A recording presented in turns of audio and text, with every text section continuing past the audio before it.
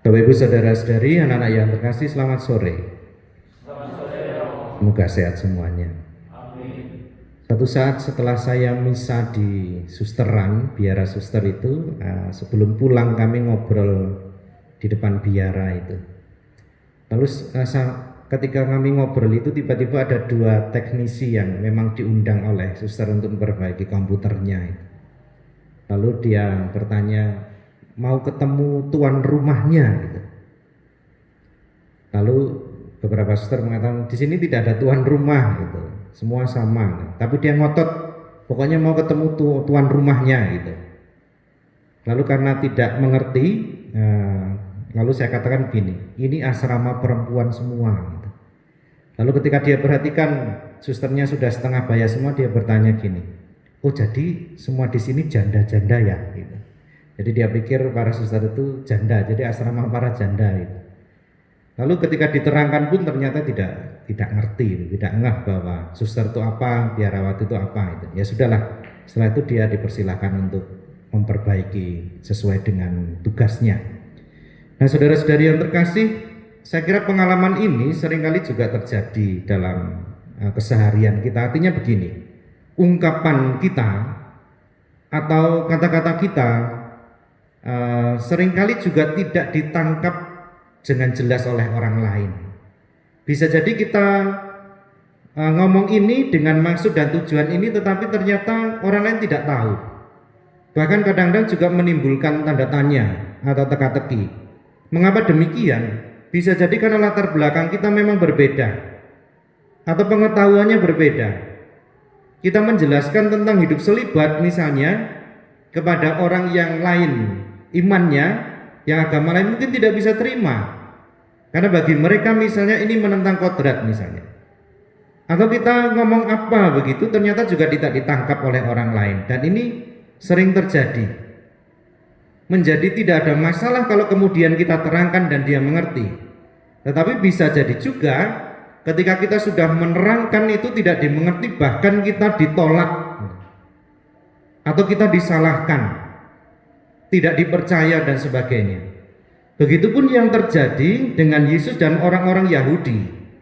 Seringkali apapun yang diajarkan Yesus itu tidak dimengerti oleh mereka. Bahkan bukan hanya orang-orang Yahudi, murid-murid Yesus pun itu sebenarnya lambat untuk mengerti siapa sih Yesus sebenarnya. Termasuk dalam pembicaraan hari ini misalnya ketika Yesus tadi kan katakanlah mengobrak-abrik orang-orang yang berjualan di depan sekitar bait Allah itu. Lalu ketika orang-orang Yahudi yang ada waktu itu menantang Yesus, meminta tanda kuasa apa yang membuat dia melakukan itu, Yesus mengatakan, rombaklah bait Allah ini dalam 3 hari. Rombaklah bait Allah ini dan dalam 3 hari aku akan membangunnya kembali. Enggak ngerti mereka yang dimaksud Yesus. Padahal yang dia maksudkan adalah tubuhnya sendiri. Bait Allah itu ya dia sendiri, pewahyuannya itu. Para murid pun baru tahu, baru ngeh ketika Yesus sudah bangkit ini. Baru mereka percaya apa yang dikatakan Yesus dan percaya kepada kitab suci.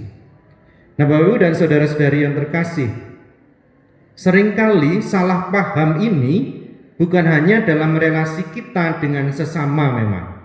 Dalam komunikasi kita dengan orang lain, bahkan dengan Tuhan pun kita juga seringkali seperti itu. Seringkali kita tidak mengerti kehendaknya, apalagi tidak mau mengerti gitu loh. Seringkali kan misalnya begini, ada banyak hal yang kita tidak tahu, kok begini sih gitu.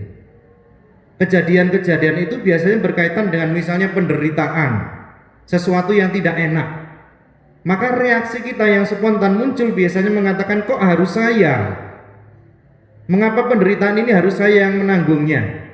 Yang tidak enak ini kok harus saya?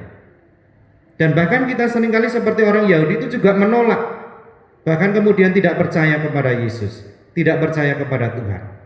Maka mari kita belajar untuk melihat setiap peristiwa pengalaman dalam hidup kita, baik suka maupun duka.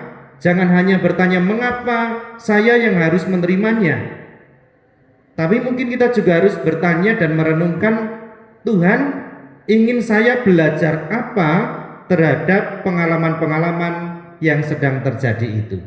Dan disitulah kita belajar untuk percaya kepada Yesus. Pelan-pelan Karena seringkali kita juga sekali lagi tidak gampang memaknai setiap pengalaman bahwa di situ Allah hadir atau Tuhan hadir untuk menyapa kita. Maka mari kita mohon rahmat dan berkat supaya hati kita terbuka pada bimbingan Roh Kudus sendiri, supaya menghantar kita pada pemahaman yang baik dan benar tentang siapa Yesus, Yesus yang adalah juru selamat yang akan mengantar kita pada keselamatan itu sendiri. Kemuliaan kepada Bapa dan Putra dan Roh Kudus, seperti pada permulaan, sekarang, selalu, dan sepanjang segala abad. Amin.